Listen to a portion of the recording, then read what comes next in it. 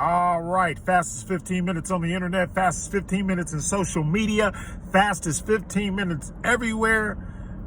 And my name is Judson Powell. Please hit the subscribe button. Please hit the like button. Please hit all of the buttons for me. I keep, everybody keep telling, oh, you keep forgetting about the buttons. So that's my son. I'm not social media savvy. Yeah. I just know how to run my mouth. I don't know how to work all the buttons though sometimes.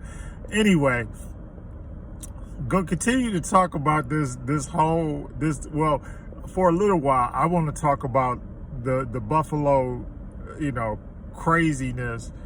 And once again, if I forgot yesterday, I send out my sincerest condolences to those families and just the love. I've been just meditating and praying on them, and I love them, and just as they go and travel through the universe, and that their time here was cut short by an idiot. And this is why I say this.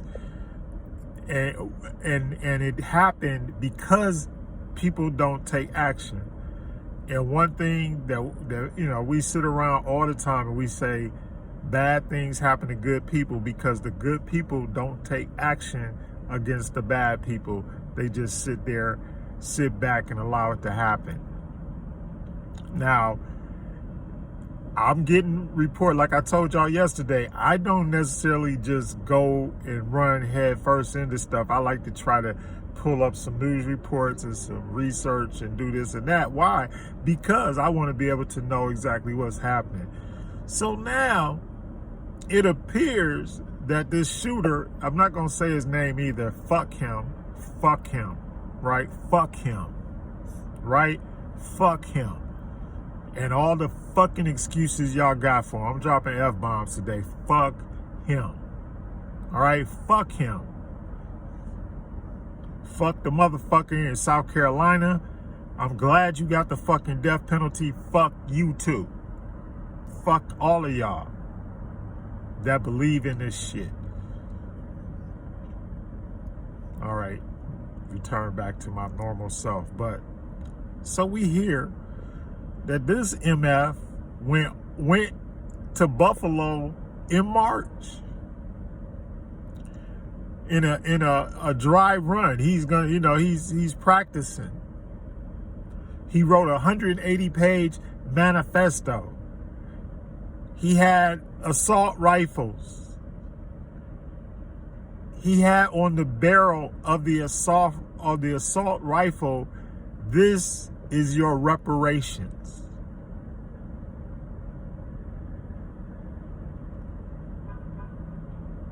This is your reparations. This is your reparations. Oh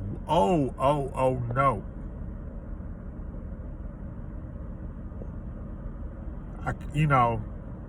So fuck him.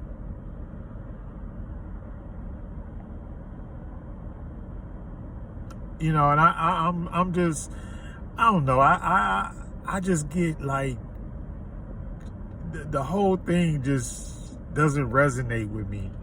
How y'all knew this dude wrote 100? How you gonna write? Look, I done wrote books. I've written 2 books. I done wrote all of this stuff to go through school and stuff like that. I've written 180-page papers. You don't write 180 pages with a neutral mindset about anything. I don't care what it is. 180 page, that's a book. Talking about what he was going to do for white supremacy. And then the whole thing about this replacement theory. Let's get into that. Because look, the replacement theory has nothing to do with black people. If the Caucasian race is dying out, what do we have to do with it? We don't have some diabolical plan set up where the white race ends up being, the lowest possible number That's not us. We didn't do it. It's not our fault. That's your fault. And right now, like I said last night, tell Putin's ass to stop killing people in Ukraine. White on white crime. Because when I heard somebody say it was white on white crime, I freaking, I died laughing. Stop killing each other. And just live happily and peacefully with one another. What's your end? Just like what's Putin's end game? He ain't got no end game. Because he don't know. And the other thing is, he never expected for the Ukrainians to fight back. And they all the same. They're all the same people. The same thing, what they call in the war in the Middle East with doggone Israel and the Palestinians and all of this stuff that's going on. Y'all all the same people. You really are. You're all the same people. You don't realize it, but you are all the same people. You got the same blood running through you. But you're killing each other. And I'm not gonna act like it ain't us either. I'm not gonna act that way. I'm not gonna change it up or anything like that. Because fratricide and religion are the two things that's killing our race. The black race is being destroyed by phony religion and doggone fratricide. Black folks killing black folks, dogging out black folks. Once again, let me quote the great late Malcolm X, my mans. They will hire one of us to kill one of us so that they could say that it was one of us.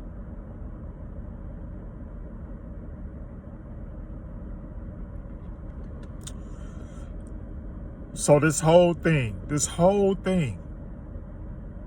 and the reason why I put the title yesterday was like they knew. Because they knew. This lady, the lady at the teacher at his school,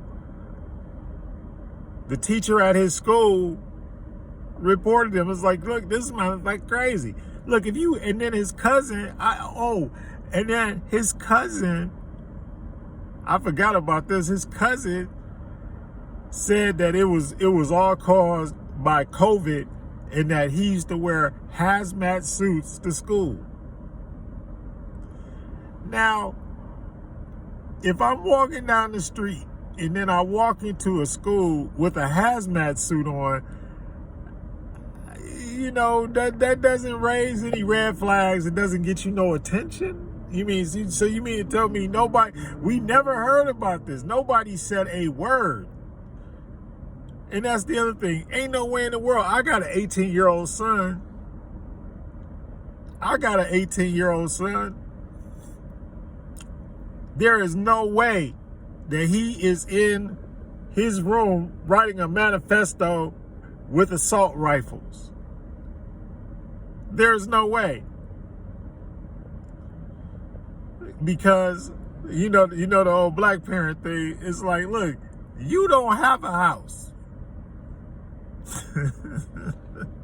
You don't have a room. You are allowed to stay in this room as long as you stay in my good graces. Or until you decide that you don't want to follow my rules or whatever. But that's the black parent manifesto. When we talk about manifesto, black parents, they're like, what? What are you building in there? Ain't no way you gonna be building no bomb or with an assault rifle, and then right on the assault rifle, this is your reparations, but you don't have any clue that your son is a vicious, vile, bigoted racist and white supremacist and white nationalist. You gotta throw all this stuff. He's a white supremacist, white nationalist asshole. Murderer. Allegedly. Oh, that's my Kwame Brown shit. Alleged. You crucify the motherfucker, then you say allegedly, but he's in jail. So the trial will sort it all out. The trial will sort it all out. Hopefully. Not, well, if he gets a trial of a jury of his peers, of course he'll be at home buying assault rifles off the internet. Right? Freedom. Yeah, no problem with that. Just don't kill nobody. You can do whatever you want. Just stop messing with other people. Do you realize how he has like changed the landscape? How when this stuff starts happening, you're changing the landscape of America. And then